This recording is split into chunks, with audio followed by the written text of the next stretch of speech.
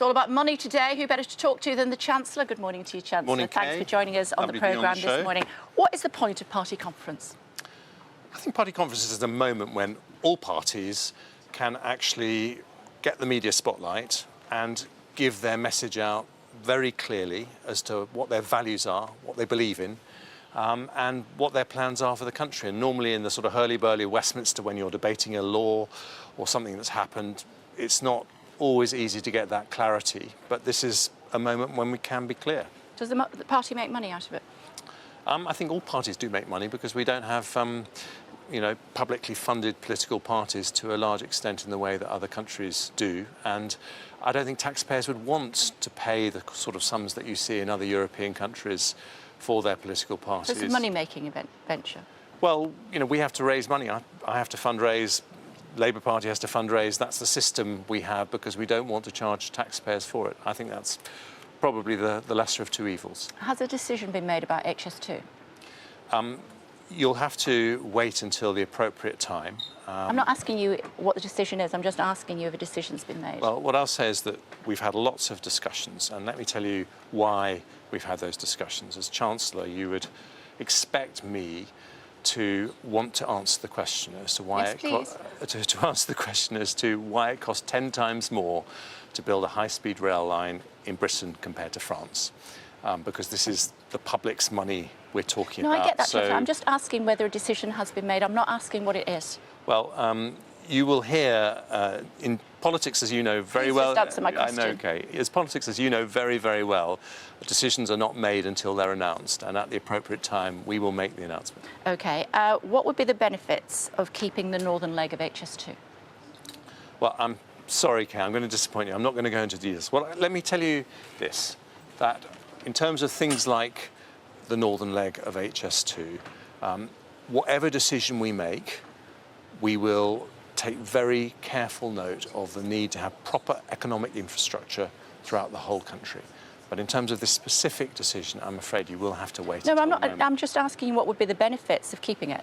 Well, you're trying to draw me on what the decision might be. That's my job. It is your job, but it's also my job to say that we will make the announcement. It's your job not to answer the question. No, it's my job to say we'll make the announcement at the appropriate time, and I promise you we will.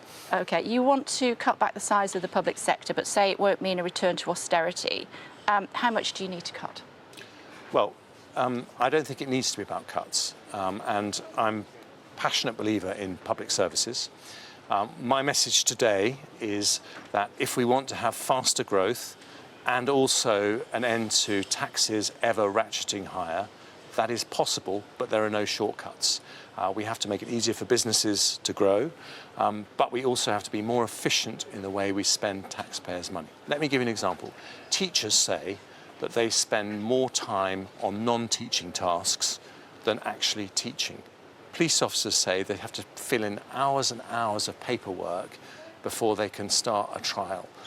We want to change that, and I'll be talking more this afternoon when I give my comments about how we're going to do that.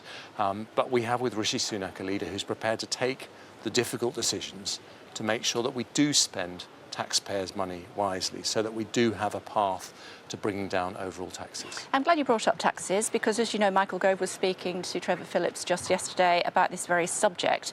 And he says, Michael Gove, senior Tory, he wants tax cuts for working people.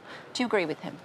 I would love to see tax cuts for working people. I'd love to see tax cuts for everyone. Tell me what that would look like. Well, let me answer your question. Do. At the moment, if we... Please do. Thank you. I'm always happy to answer your questions. No, you're not, Chancellor. I asked you about HS2 and you won't tell me. Just because it's not the appropriate time, we haven't made that announcement. But let me tell you, when it comes to tax cuts, if we gave big tax cuts now, that would put more money in people's pockets and that would be inflationary.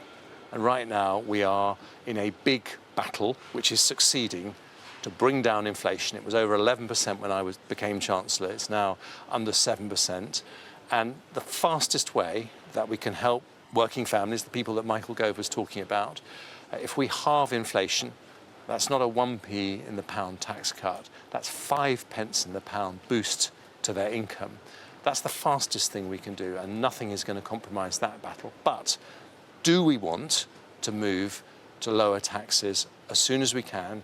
Yes, but it means difficult decisions and we're prepared to take those difficult decisions, both Rishi Sunak and me. Might we see a headline tax cut before the next election? Well, I can't tell you what the state of the economy is going to be Are you ruling it going out? forward. What I can say is that it's very difficult to see having that kind of tax cut this year for two reasons. First, Say that, Chancellor. I said ahead of the next election. No, but I'm answering the question as accurately as I can. I don't have a crystal ball. I can't tell you what is going to be happening with the economy. Right now, public finances don't allow that. Our interest payments are predicted to be much higher than at the spring budget, and it would be inflationary.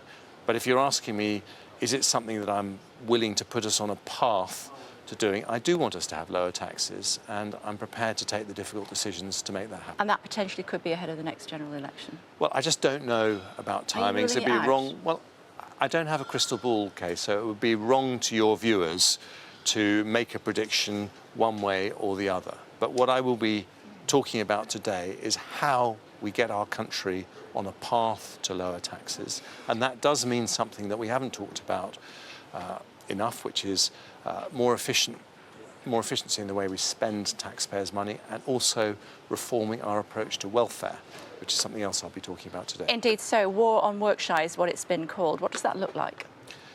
What we're saying is that if you're prepared to work hard, this government will back you. So we are saying today, I'll be announcing later today, that we'll be increasing the national living wage to over £11 an hour. That means that if you're on the lowest legally payable wage, you are earning £9,000 a year more than you were earning in 2010. And that, by the way, is why unemployment has come down 1 million since then, because we're making work pay. But at the same time, we have 300,000 people who haven't got an illness or a sickness or a disability, but have been out of work for more than a year. And we have 1 million vacancies. We have companies that desperately need their help to expand, and we're saying we need you to engage seriously and properly with the process of getting a job, because that's what the taxpayers who are funding your benefits would expect to see.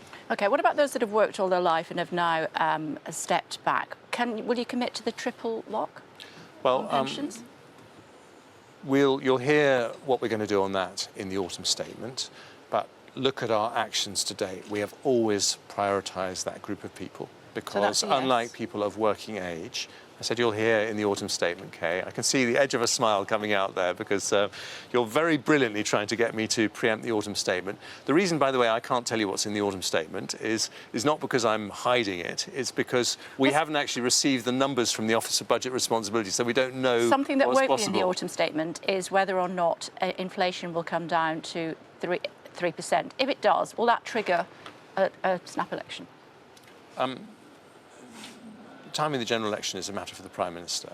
You live next door. Yes, it's true, but it's a matter for the Prime Minister. And what he wants to do is to get on with taking the difficult decisions to put this country on the right track. He's prepared to take on areas that other Prime Ministers, other administrations have ducked. You're going to see that, and we're thinking about getting on with that rather than the date of the next election. Inheritance tax, what are you going to do about that? Well, I'm afraid it is in the basket of all tax cuts. We're just not in a position to talk about big tax cuts. When do you think you might be able to? Well, that's what I'm really saying today, and there isn't a shortcut. There is a choice. You don't have a lot of time left. Well, there is a choice here, Kay, because the Labour Party don't want to bring down taxes at all. We do. And what I'll be saying is like, you're asking me to look into a crystal ball, which I don't have. But what I'm saying is, I will be saying, what are the difficult decisions that you need to take? What is the difficult path that Rishi Sunak and I believe you should go on if you do want to bring down taxes? I'll be explaining that at the conference this afternoon, so that we are in a position and people will be able to see there is a choice. The last Labour government increased taxes in 13 out of 13 budgets. This Conservative government is committed to putting us on a path to lower taxes as soon as we possibly can. But you don't know when that might be. So what are people actually voting for if you can't tell them? Well, they're voting because I'm telling them the truth, which is that if you want these things, you might get you might be able to get a cut in your taxes at some time in the future, but I can't tell you when that is. Please vote for me anyway. Well, I think you underestimate the British people. They understand. Don't think I do. Yeah, they understand how difficult these decisions are. They don't want a chancellor who stands up and says there's an easy route to motherhood and apple pie, they understand there are no shortcuts, and they want to see, are you showing me credibly what needs to be done if you're going to be able to bring down my taxes? And that's what I'll be doing. And finally, before I let you go, I'm just going to return to HS2, if I may. Just one final push, see if I can get anything out of you. If I live in Manchester and I'm an Arsenal fan, if I live in London and I'm a Manchester United fan, is it going to be easier? Are you going to extend HS2 or are you not? I'm afraid you're going to have to wait.